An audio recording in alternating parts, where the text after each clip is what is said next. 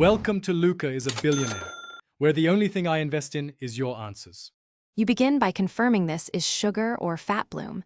It won't harm you, but it ruins texture. Chop the chocolate into 5 10 mm pieces so it melts evenly, and measure it so you can follow temperature targets. Use a microwave in short bursts or a double boiler. Keep a candy thermometer handy. Heat gently until dark chocolate hits about 45 degrees C, milk or white chocolate slightly lower, because you want all crystals dissolved, but avoid scorching. Once done heating, take the chocolate off heat and start cooling immediately to around 27-28 degrees C for dark, a touch higher for milk and white. Make sure to stir continuously. Agitation helps form stable cocoa butter crystals. Now add seed chocolate, about 10 to 20% of the mass, chopped fine. This supplies stable crystals that guide the rest. Stir until the mix thickens and becomes glossy. You'll feel the viscosity change as the proper crystal network forms.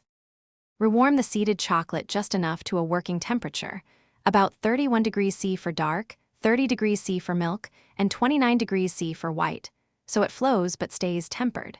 Use it immediately to pour, mold, or dip. Set on a cool surface or briefly in the fridge to finish.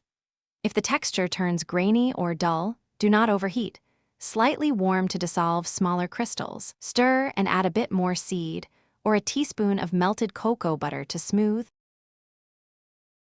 Thanks for watching and please subscribe. It's the best investment you'll ever make.